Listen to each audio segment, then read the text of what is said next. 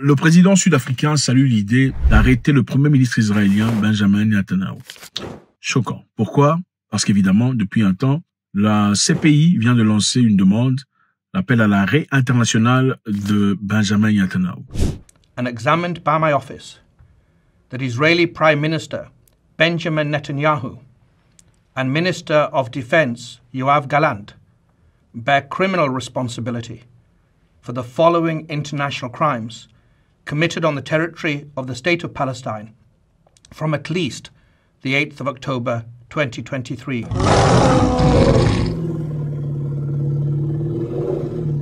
Cela veut dire que pour chaque pays qui a signé ce bout de document, chaque pays dans le monde où se présenterait M. Netanyahu, il va devoir qu'il soit arrêté et transféré à La Hague.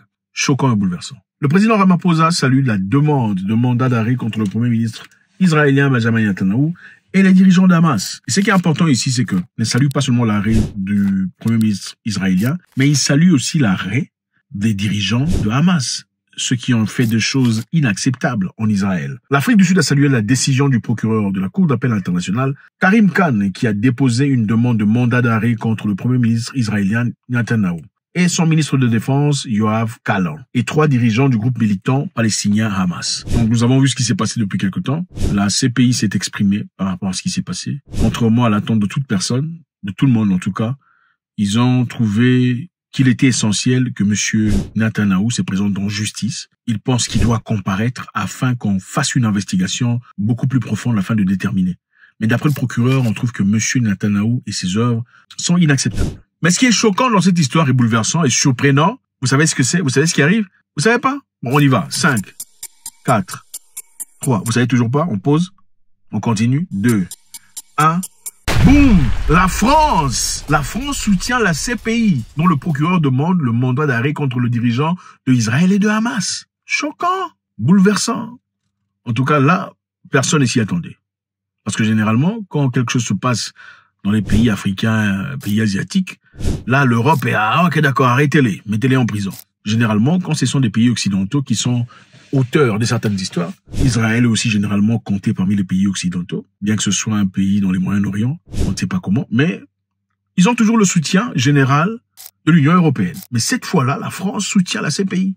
Et qu'est-ce que la France dit? La France soutient la Cour d'appel internationale, son indépendance et la lutte contre l'impunité dans toutes les situations. Donc, pas seulement pour les Africains, quand il s'agit de Jean-Pierre Bemba, Laurent Gbagbo et Bosco Ntaganda, mais pour tout le monde. Le 7 octobre, la France a condamné les massacres antisémites perpétrés par Hamas. Ce groupe terroriste a revendiqué des attaques barbares contre les civils accompagnés d'actes de torture et de violence qu'ils ont même documentés. Donc la France a condamné ce que Hamas a fait.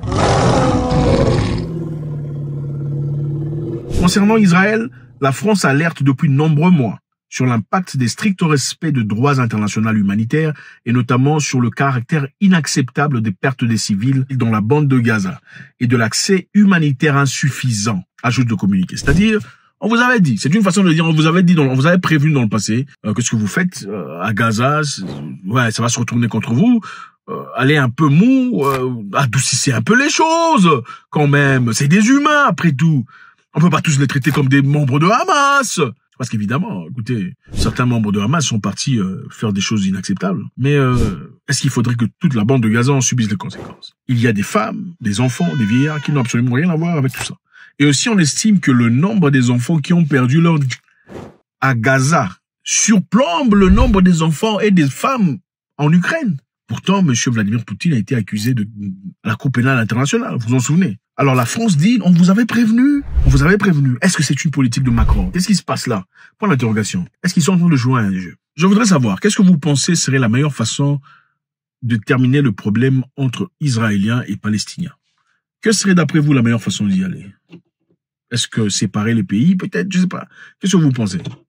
Ok, curieusement, on a un autre choquant. 5, 4, 3, 2, 1, pouf!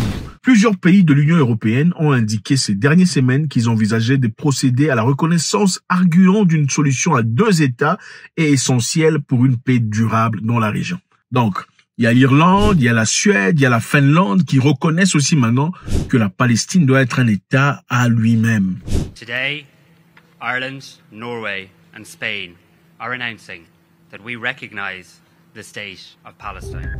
Okay, ils doivent avoir leur propre gouvernement, leur propre ministre de l'économie, leurs propres histoires, leur propre vie. Ok, la façon la meilleure pour eux serait de reconnaître ces personnes leur droit à la vie. Et aussi que Israël est ce que Israël a, que Israël vive sa vie, Palestine vive sa vie. Ce serait peut-être la meilleure façon de dire les. Et évidemment, c'est choquant parce que généralement, ces gens d'histoire, on ne le dit pas. Nous savons que 140 pays ont déjà reconnu la Palestine comme un État. 140, c'est plus de 2/3 de membres des Nations Unies.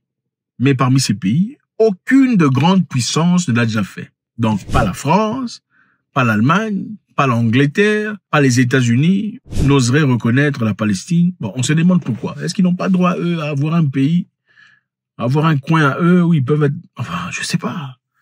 C'est quand même compliqué, cette histoire. C'est très compliqué.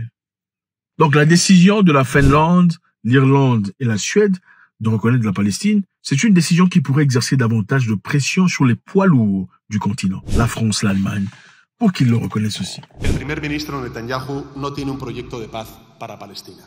Luchar contra el grupo terrorista Hamas es legítimo y necesario después de lo acontecido el pasado 7 de octubre. Pero Netanyahu está generando tanto dolor y tanta destrucción y tanto rencor en Gaza y en el resto de Palestina que la solución de los dos estados está en peligro. Og det en sterk oppfordring til andre land om å gjøre det samme som vi gjør i dag. Å anerkjenne Palestina og med det sørge for at prosessen mot en tostatsløsning omsider kan komme i gang igjen og få ny kraft. Les amis, Cyril Ramaphosa, les Sud-Africains n'ont peur de rien, ils s'en foutent, ils sont pas comme les Africains souvent lâches. Je dis souvent, lâches, c'est vrai. Hein, ce sont les gens qui se sont battus pour leur liberté, ils n'ont pas léché les pieds des Blancs, comme le font jusqu'à aujourd'hui beaucoup d'Africains. Comme des chiens. Ouais, ils ne lèchent pas les pieds, ils s'en foutent éperdument, ils s'en foutent. Cyril Ramaphosa, on a tous vu comment l'Afrique du Sud s'est présentée, contrairement à tout le reste de l'Afrique qui fait ça. Ils sont partis accuser Israël parce que, voilà, d'après eux, quoi qu'il en soit, c'est vrai ce qu'Hamas a fait, c'est atroce, inacceptable. Ce jour-là, ce n'était pas une raison d'avoir une réponse aussi grande, disproportionnée à ce point. Ils se sont exprimés. Beaucoup des pays arabes n'ont rien foutu. Ils sont lâches, d'après beaucoup de personnes. Et voilà, ils sont partis faire ce qu'ils ont fait. Maintenant, là, ils saluent l'idée de la cour d'appel, ou la cour Assisi, CPI, d'arrêter Benjamin Netanyahu. Curieusement, la France aussi soutient l'idée. Personne ne voyait ça. Ça choque. L'Irlande, la Suède et la Finlande reconnaissent la Palestine comme un pays libre. Maintenant, est-ce qu'on va implémenter cela? Ceci, évidemment, mettra la pression sur les grandes puissances. La Palestine comme un pays. Quelle est la meilleure façon, d'après vous, de vivre une paix, de retrouver une paix entre ces deux peuples? Vous pensez que il y a déjà un mur, déjà, qui les sépare. C'est comme des trucs de cinéma. Est-ce que 2 États serait la meilleure façon de procéder? Comme ça, chacun vit sa vie. YouTube nous dit que la plupart des gens qui suivent, malheureusement, ne sont pas abonnés. Je vous encourage de vous abonner. Je pense que ça sera une très bonne chose. Comme ça, on pourra se voir beaucoup plus régulièrement. Votre commentaire est nécessaire. God bless.